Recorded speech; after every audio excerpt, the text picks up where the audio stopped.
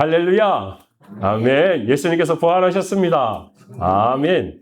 우리 매주일마다 우리가 주일날 예배드리는 것은 사실 부활주의라고 동일하지만 오늘은 특별히 우리가 고난주간 그리고 40일의 사순절의 시간을 지나서 이제 오늘 우리가 부활주일 아침을 맞이하게 되었습니다. 그래서 오늘 제가 여러분 오늘 뒤에 보면 기록되어 있습니다만은 부활 약속의 성취, 그게 바로 예수님께서 하신 일이라는 것을 우리가 잊어버리지 않기를 원합니다.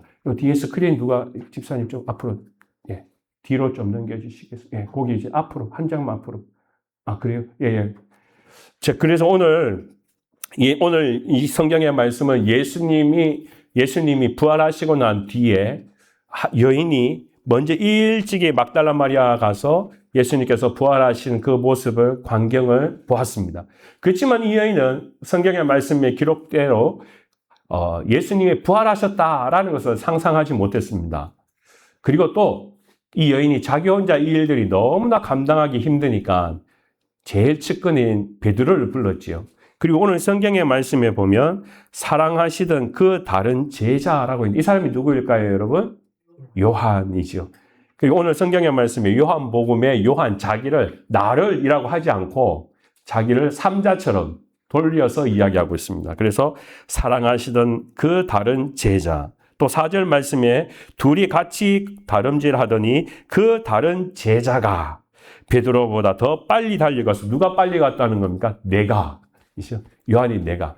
나라고 해야 되는데 그걸 돌려가지고 베드로보다 마음이 급한 거예요. 왜요? 성경에 예수님을 사랑하는 사람이 가장 사랑하는 사람이 누구였다고요? 요한이다. 그러니까 자기가 빨리 가서 도대체 예수님의 시신이 어디 있는지 보고 싶으니까 그러갔습니다. 갔더니 보니까 요한은요, 그 안에 엄두를 못 냅니다. 그 무덤 안에 들어갈 용기가 생기지 않습니다. 그래서 베드로가 먼저 또 들어갔어요. 봤더니 상황이 벌어집니다. 세마포가 개어져 있고요. 분명히 예수님께서 거기에 있어야 되는데 그대로 있더라는 겁니다. 그래서 그 여인들의 말이 틀리지 않았습니다. 자, 그런데 그때까지 상황은 오늘 우리가 읽은 말씀을 생각해 보면 이 사람들은 예수님이 부활하셨다 하고 밖에 나와가지고 막 환호성을 치면 죽으시고 부활하시 그 다음 뭐죠? 만왕의 왕 이렇게 고백해야 되는데 이 사람들은 어떻게 했습니까? 예수님이 시신이 어디로 갔어? 이렇게 생각했다라는 거죠. 그래서 9절 말씀이 우리에게 참 중요한 말씀입니다. 우리 9절 말씀을 보면 그들은 성경에 그가 죽은 자 가운데서 다시 살아나야 하리라 하신 말씀을 아직 알지 못하더라. 왜 그럴까요? 상황이 너무 다급합니다. 아침에 일찍 예수님께 이 시신은 어떤가? 그래서 궁금해서 갔는데 무덤 문이 열려 있고 또 베드로를 불러가지고 예수님이 시신이 어디 갔는지 모르겠다고 누가 가져갔는지 모르겠다고 그러니까 그 말을 들었던 베드로도 시신을 지금 찾기에 급합니다. 요한도 마찬가지고요. 그러니까 상황은 진짜 예수님이 시신이 없어졌다라는 것만 생각하는데 이제 이 요한은 시간이 다 지나가고 난 뒤에 그 사랑하는 제자가 글로써 하나님의 말씀을 남길 때 그게 뭐라고요? 우리가 그때까지는 알지 못했다라는 겁니다. 기억하지 못했다라는 겁니다. 뭘요? 예수님께서 부활하시겠다라는 것을 이 제자들이 알지 못했다라는 겁니다. 그땐 들었는데, 근데 다 까맣게 잊어버린 거죠. 여러분, 우리 수학이나 국어나 무슨 영어 공부할 때 보면 어떻습니까? 공부 잘하는 애들은 하나를 딱 가르쳐주면 다 기억해요. 그런데 저 같은 사람은 하나 가르쳐주면 다 잊어버려요. 그러나 또 공부하고 계속 외워야 되는 거예요. 그것처럼 오늘 이 성경의 말씀에 보면 사실 베드로나 그 제자들은 단번에 깨닫는 사람들이 아니었다라는 겁니다. 그게 보통 우리 사람들의 마음입니다. 사람이 죽고 난 뒤에 예수님이 없으니까 말씀대로 부활하셨는데 이거 누가 그걸 처음부터 믿겠냐라는 거예요. 그렇지만 오늘 이 성경의 사건은 우리에게 뭘 하셨습니까? 예수님께서 부활의 약속을 성취시키셨다. 이것은 진실이라는 것입니다. 그래서 제가 말씀을 한번 찾아봤어요. 여러분도 잘 아시지만 예수님께서 살아계실 때 어디에서 어떻게 내가 부활할 것이다 라고 이야기하셨는지요. 그래서 오늘 스크린에 보면 요한복음 2장 19절 말씀 우리 같이 한번 읽어볼까요? 시작. 예수께서 대답하여 이르시되 너희가 이 성전을 헐라 내가 사흘 안에 일으키리라. 아멘. 우리 잘 아는 말씀입니다. 예수님께서 딱 이렇게 말씀하셨더니 헐뜯으려 하는 사람들은 뭐라고 했습니까? 아니 이 성전이 50년 넘게 지어지고 이 건물 세우는 게 얼마나 힘든데 야, 이 성전을 헐라고 그러고 내가 3일 만에 다시 일으키겠다고 말도 안 되는 소리를 하고 있다고 이렇게 이야기했습니다. 그런데 예수님께서 성전이라는 것을 이야기하신 것은 자기를 가리켜서 이야기하시는 것을 이 사람들은 몰랐습니다. 그래서 그 3일이라는 것은 단순히 건물을 짓는 걸로만 착각했다라는 것이죠. 자, 그리고 마태복음 16장 21절 말씀에 보면 예수님께서 미리 그 전에 죽음 이후에 예수님께서 부활하시는 사건이 이렇게 말씀하셨어요. 많은 고난을 받고 우리 같이 읽어볼까요? 시작. 많은 고난을 받고 죽임을 당하고 제3일에 살아나야 할 것을 제자들에게 비로소 나타내시니. 이 제자님들이 전혀 몰랐던 소식이 아니라는 겁니다. 다 알고 있었습니다. 예수님께서 말씀하셨어요. 그런데 못 알아들었다라는 겁니다. 자, 누가복음 18장 33절 우리 같이 읽어볼까요? 시작. 그들은 채찍질하고 그를 죽일 것이나 그는 3일 만에 살아나리라 하시되. 이것은 예수님께서 하신 말씀이에요. 예수님께서 못 알아듣는 제자들에게 직접 말씀하시는 것이 내가 채찍질 당하고 내가 3일 만에 부활하리라 살아나리라 라고 말씀하셨어요. 근데도 못 알아들었어요.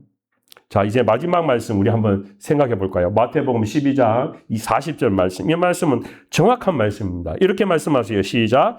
요나가 밤낮 사흘 동안 물고기 뱃속에 있었던 것 같이 인자도 밤낮 사흘 동안 땅 속에 있으리라. 아멘. 요나 우리 잘 알잖아요. 선지자 요나를 예수님께서 이야기하시면서 야, 요나가 물고기 뱃속에 있다가 다시 다시시로 가다가 니느웨로 갔잖아. 예수님도 그렇게 땅 속에 3일 동안 내가 있을 거야 라고 말씀하셨어요. 그러면 그때 제자들은 요나에 대해서 막 관점을 맞춰요. 아, 예수님 요나가 그렇게 물고기 뱃속에 있었지요 라고 이야기하는데 자신을 가리켜서 이야기한 것을 예수님의 제자들 못 알아들었다라는 겁니다. 자, 이것이 예수님을 따랐던 제자들의 모습입니다. 그렇기 때문에 우리가 잘 아는 것처럼 성금요일에 예수님께서 십자가에 죽으실 때 아무도 그 옆에 예수님을 지키는 제자 한 사람이 없었다라는 겁니다. 왜요? 예수님의 말씀을 제대로 따라가지 못하는 제자였기 때문에 그렇습니다. 그렇지만 예수님은 부활의 약속이라는 것은 그들이 어떻게 믿느냐 안 믿느냐 그걸 잘 알아듣냐 못 알느냐 떠나서 상관없이 주님은 그 일들을 하셨다라는 것을 보게 됩니다. 왜요? 죄인을 사랑하시기 때문에. 십자가의 사랑을 통하여서 우리에게 생명을 주셨던 것이 바로 예수님입니다. 이번 한 주간에 세상은 정말 미국도 마찬가지고 온통 이 미국과 이란의 이 전쟁에서 계속 브레이킹 뉴스가 계속 나왔습니다. 그런데 며칠 전에 금요일인가요? 제가 정확하게는 모르겠지만 뉴스를 이렇게 봤는데 미군이 가지고 있었던 F-15E라는 전투기가 이란 영토 안에 들어갔다가 작전을 수행하다가 이란 혁명대에서 쏜 총이나 이렇게 그 무기에 맞았어요. 교추되었어요. 여러분 들으셨죠? 그래가지고 그게 그 속에서 조종사가 이제 도저히 이 비행기와 함께 갈 수 없다. 전투기와 함께 갈 수 없다. 그래서 우리 보통 영화를 보면 그런 거 나오죠, 여러분. 전투기가 이제 탁 총을 맞으면 그 사람이 조종사가 그럽니다. 나 이제 더 이상 여기에 있을 수 없다. 이젝트. 그러면서 이게 뭐 이렇게 확 잡아당기면 그러면서 전투기는 확 땅에 떨어지고 사람은 휙 날아가지고 낙하산 타고 내려오는 것. 여러분 보셨지요? 예. 보셨죠, 여러분? 아마 그 상황이 지금 그대로 벌어진 거예요. 그래서 한 사람 파일럿은 다행히 그때 그 소식을 듣고 또 어떻게 우리는 모르지만 어떤 그 사람 구조 작전이 벌어져가 한 사람은 데리고 왔어요. 근데 여러분 뉴스에 보면 누구는 못 왔습니까? 나머지 한 사람은 못 왔어요. 이건 지금 심각한 문제였던 거죠.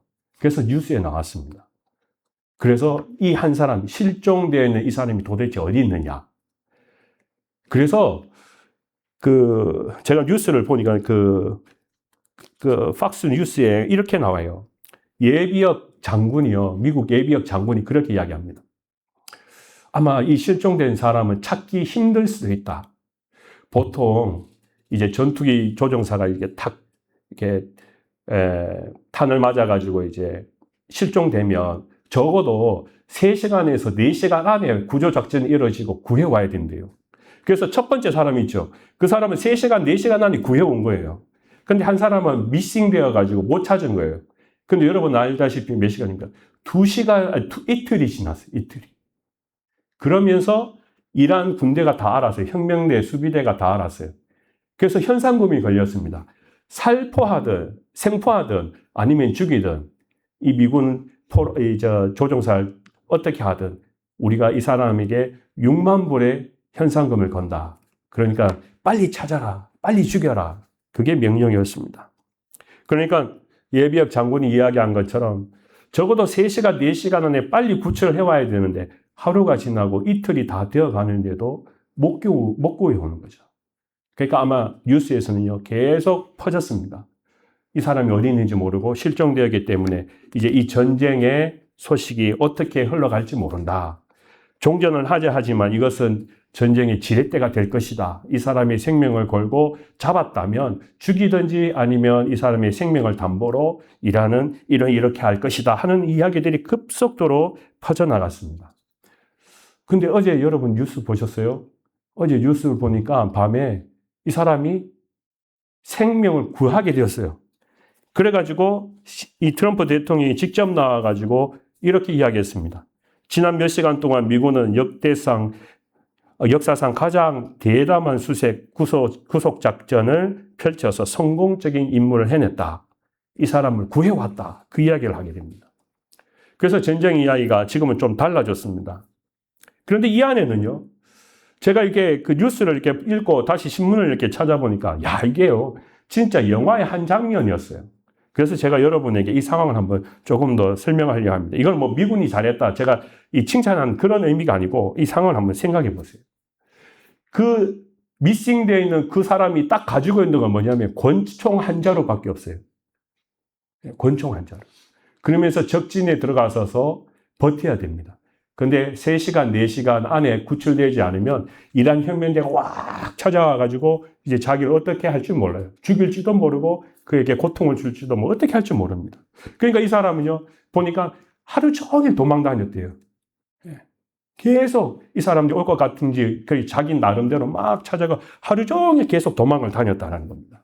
그 미국에서는 그러면서 나중에는 이제 인공위성이나 이 모든 것을 첩보를 통해 가지고 이 사람의 위치를 파악하고는 이제 구조대를 보냅니다.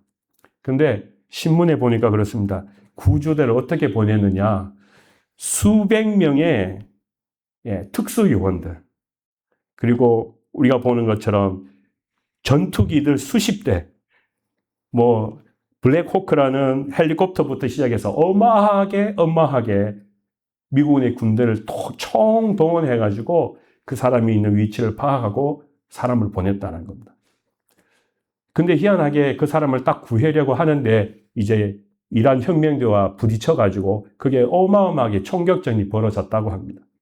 그럼에도 불구하고 이 사람을 살려오려 하는데 그러면은 그 특수요원들이 이제 다시 비행기를 타고 와야 되고 또 헬리콥터를 타고 와야 되는데 그때 마침 헬리콥터가 수송기가요. 2대가 갑자기 뜨지 못한 거예요. 고장이 난 거예요. 그래가지고 다시 본부에서 헬리콥터 다시 3대인가를 보내가지고 이제 그 헬리콥터에 다시 그 군인들 다 정예 요원들 다 태우고 도망올 때까지 계속 전쟁이 벌어진 겁니다. 그리고 난 후에 이 모든 사람들이 이제 그곳에서 빠져나올 수 있었다라는 것이 어제 그 사건의 모든 내용이었습니다.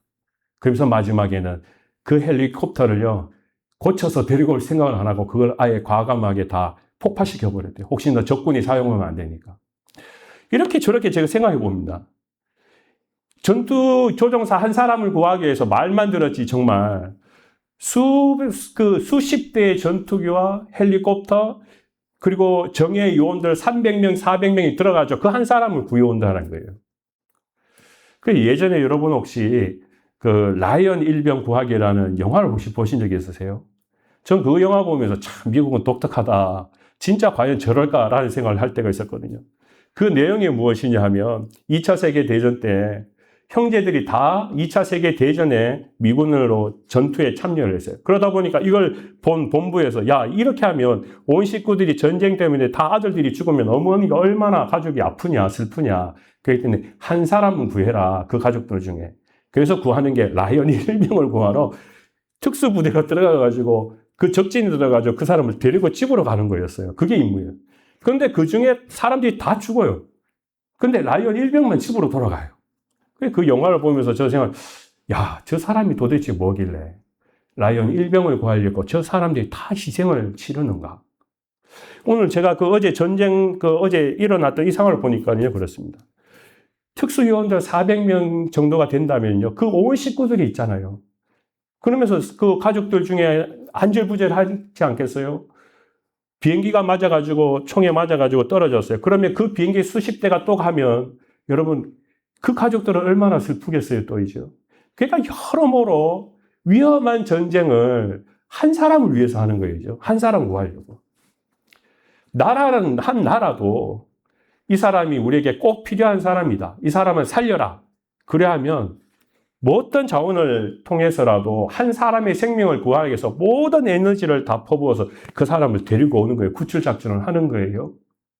그리고 그 사람을 살려내는 거예요. 그 임무를 완수하는 거예요. 그걸 보면서 우리는 저 자신을 또 한번 생각해 봅니다. 내가 누구인가? 내가 누구인가? 한 나라도 한 명의 조종사가 중요하다 해서 그 사람을 살리기 위해서 모든 에너지를 퍼붓는데 내가 누구이길래, 저와 여러분이 누구이길래, 성경의 말씀에 분명히 우리는 죄인이라고 기록되어 있어요. 죄인이라고. 우리는 찬양할 때 그러죠. 벌레만도 못한 내가. 벌레만도 못한. 아주 작디 작은. 우리 집에 보면은 개미 지나가면 어떻습니까? 개미 집에 있으면 안 되면 어떡합니까? 개미 탁 죽여버리죠. 벌레만도 못한.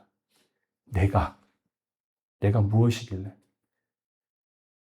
하나님의 아들 예수 그리스도께서 내 죄를 위하여서 십자가에 죽으셨습니까?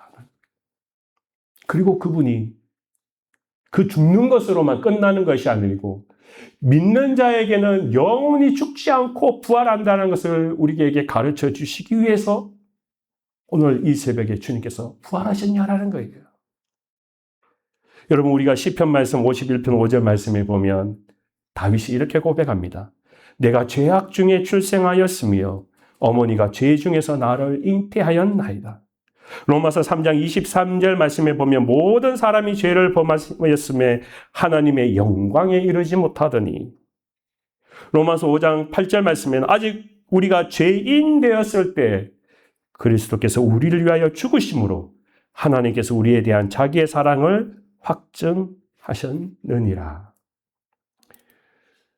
이것은 정말 우리가 죄인인데도 불구하고 우리는 마치 가장 중요한 파일럿이야. 넌 없으면 안 돼. 너는 무슨 일을 썼어도 너는 구해올 거야. 라고 한 나라가 결정하는 것보다 하나님께서 우리에게, 저와 여러분의 한 생명 한 생명을 사랑하셔서 십자가의 예수와 맞바꾸셨다라는 것이 바로 그 사랑이라는 것입니다. 그래서 요한복음 14장 6절 말씀엔 예수님께서 이렇게 물으십니다. 예수께서 이르시되 내가 곧 길이요 진리요 생명이니 나로 말미암지 않고는 아버지께로 올 자가 없느니라. 요한복음 1장 12절 말씀은요, 영접하는 자, 곧 그 이름을 믿는 자에게는 하나님의 자녀가 되는 권세를 주셨으니. 로마서서 10장 9절 10절 말씀에는요, 내가 만일 내 입으로 예수를 주로 시인하며 또 그 하나님께서 그를 죽은 자 가운데서 다시 살리신 것을 내 마음에 믿으면 구원을 받으리라. 사람이 마음으로 믿어 의에 이르고 입으로 시인하여 구원에 이르느니라. 아멘. 그래서 우리는 하나님 앞에 갈 수 없는 죄인이지만 주님의 그 십자가 앞에 부활하신 소망이 바로 저와 여러분을 지금도 이 시간 영원한 생명의 길로 인도하시고 나를 하나님이 사랑하시는구나. 이걸 우리가 깨닫고 살아가는 인생길이 됩니다. 저와 여러분이 오늘 이 성경의 말씀을 통하여서 이제 우리가 분명히 깨닫습니다. 예수님께서는 시신이 옮겨진 것이 아니라 빈 무덤을 통하여서 주님께서 부활하신 것을 보여주셨다라는 사실입니다. 우리는 저와 여러분은 이것을 꼭 믿고 함께 믿음의 길을 가야 할 줄 믿습니다. 한 아버지와 아들이요 사막 여행을 갔습니다. 우리 사파리라고 해가지고 막 그런 데 있잖아요. 렌트카를 빌렸습니다. 사륜구동차를 빌려가지고 아버지와 아들이 아름다운 여행을 하기 위해서 이렇게 한참 막 가는데 웬걸요? 이 사막길에 이 차가 갑자기 서버렸어요. 고장이 났어요. 그래서 렌트카 회사에 연락이 왔습니다. 제 차가 지금 고장 났으니까 와주세요. 알겠습니다 하는데 오지 않는 거예요. 한참 시간이 지났는데도 오지 않아요. 날씨는 너무 뜨겁습니다. 차는 움직이지 않으니까 에어컨도 나오지 않습니다. 마치 그 안에 있으니까 불구덩이 같이 안에 있는 것 같습니다. 그래서 아버지가 생각합니다. 야, 이러다가 안 되겠다. 이러다가 우리가 죽겠다. 그래서 우리가 어떻게든 여기 상황을 피해 가야겠다. 그래서 아들과 함께 사막을 걷기 시작했습니다. 어떻게든 우리가 가까이 그 도움을 요청하는 그 길로 가야겠다라는 것이죠. 한참을 가는데 아들이 그럽니다. 아버지, 못 가겠습니다. 도저히 못 가겠습니다. 도저히 더워서 못 가겠습니다. 걸을 힘이 없습니다. 목이 타 죽겠습니다. 그렇게 했습니다. 아버지께는 아들에게 이렇게 합니다. 야, 조금만 더 가보자. 조금만 더 가면 사람이 사는 마을이 보일 수 있을 거야. 라고 아들을 격려합니다. 근데 아버지는 그 아들은 웬걸요? 전혀 움직이지 않습니다. 아들을 데리고 조금 더 힘을 내어서 앞을 가는데 어느 순간 보니까 무덤이 보이는 거예요. 사막 안에 어떻게 이렇게 만들어 놓은 무덤이 보이는 거예요. 그래서 아들이 쫄았습니다. 아버지, 보세요. 저 사람들도 저렇게 하다가 다 죽어버렸어요. 그렇게 이야기했어요. 아버지가 반대로 이야기합니다.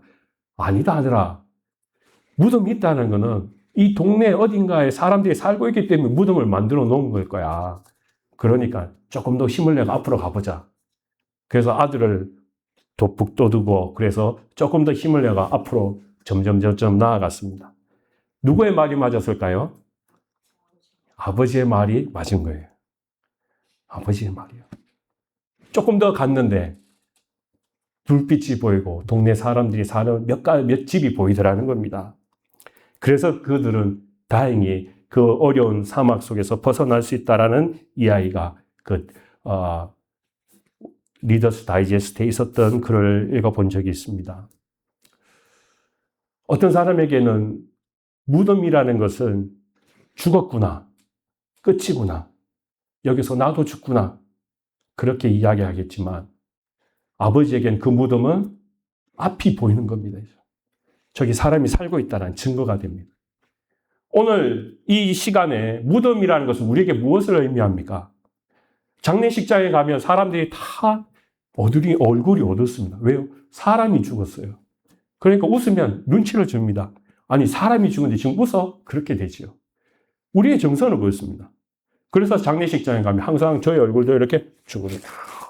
가장 세상에서 무거운 짐을 지고 있는 사람처럼 얼굴을 만듭니다. 그렇지 않습니까?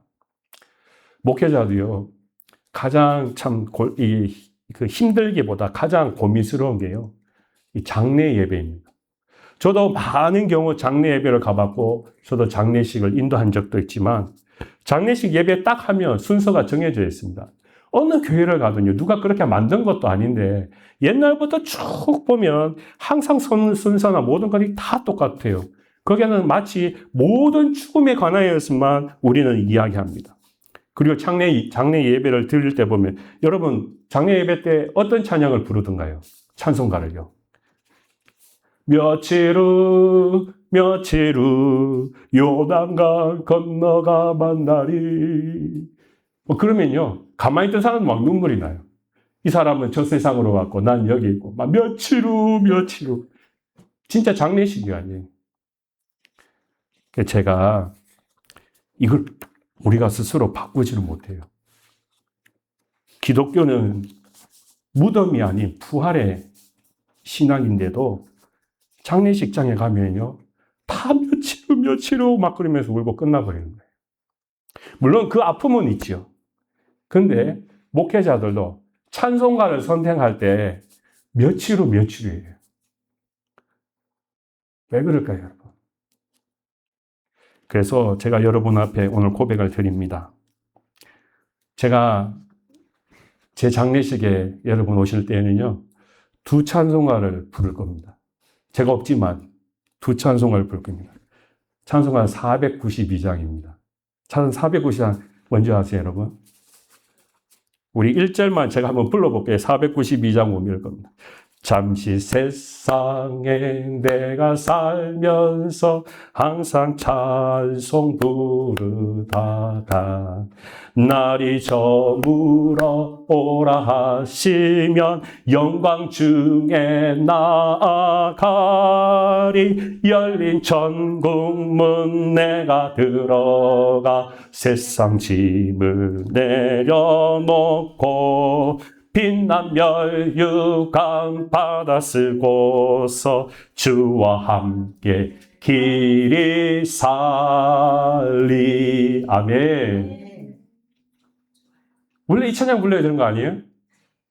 또 찬송 또 한 장 더 있습니다. 제가 428, 이건 제가 정해놓은 겁니다. 내 영혼에 햇빛 비치니 주 영광 찬란해. 이 세상 어떤 빛보다 이 빛 더 빛나네. 주의 영광 빛난 광채 내게 비춰 주시옵소서. 그 밝은 얼굴 배울 때 나의 영혼 기쁘다. 아멘. 이건 우리가 살아가는 데만 아니고요, 진짜 우리가 이렇게 예수님이 죽으심으로 무덤을 보았을 때 이제 그 인생은 더 이상 이 세상이 아니고 여호와의 광채 속에 우리가 들어가는 거 아닙니까? 찬란한 그 영광의 빛에 우리가 들어가는 예식이라는 것입니다. 그래서 여러분, 저는 이 찬양 두 곡 미리 준비해 놨거든요. 그래서 여러분께서 혹시 관심이 있으시면 여러분의 장례식 때 이 찬양을 같이 했으면 좋겠다 하시면 저한테 이야기해 주세요.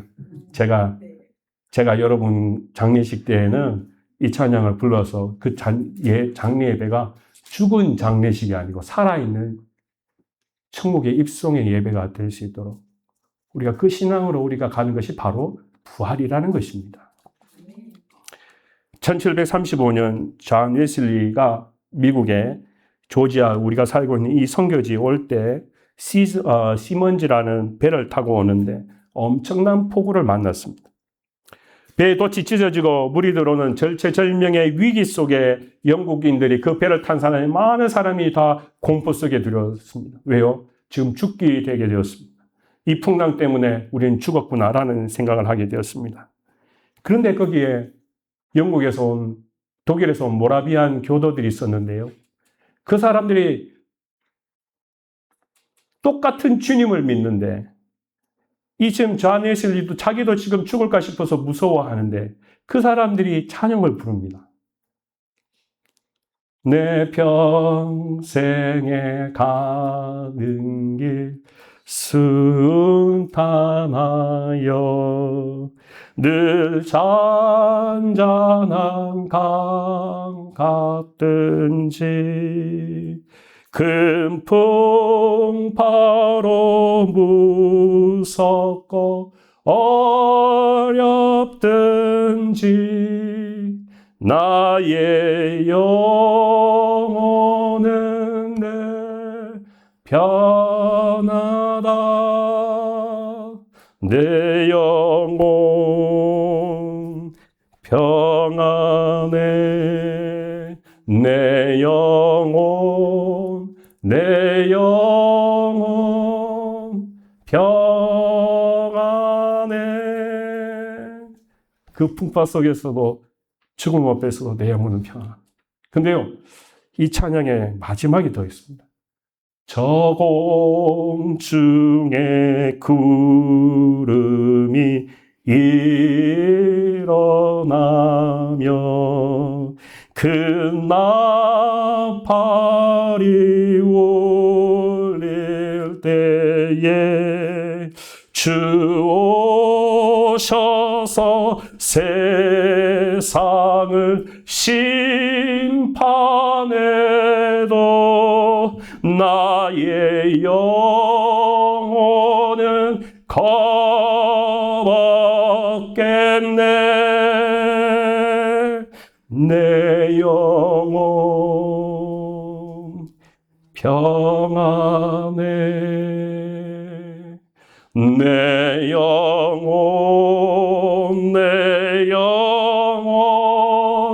평안해.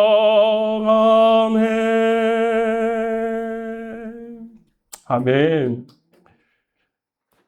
주님이 오시는 그 나팔 소리 듣고 주님이 오시는 그 일들을 기억하면 어떤 사람에게는 죽음의 순간이 이제 오는구나, 영원한 죽음이 오구나 하겠지만 우리에게는 영원한 평안을 주시는 그 하나님의 사랑이 내게 들어오는구나. 그래서 우리는 오늘 이 성경의 말씀을 통하여 기억할 것이, 주님은 무덤에서 죽으셨습니다. 그게 아닙니다. 빈 무덤은 우리에게 주님이 어떤 분인지, 부활이 무엇인지 우리에게 분명히 보여주는 증거가 된다는 것입니다. 오늘 저도 여러분들도 다시 오늘 이 성경의 말씀을 통하여서 우리 마음에 꼭 기억할 것이 있습니다. 주님은 빈 무덤을 보여주셨습니다. 그 빈 무덤은 바로 부활을 보여주시기 위한 역사적인 사건과 증거라는 것입니다. 저와 여러분들이 오늘 다시 한번 오늘 예수님의 이 부활을 통하여 더욱 믿음을 향하여 소망으로, 영원한 소망을 향해 달려가는 믿음 되시길 주님 이름으로 축원합니다. 기도하겠습니다. 여호와 아버지 하나님, 저에게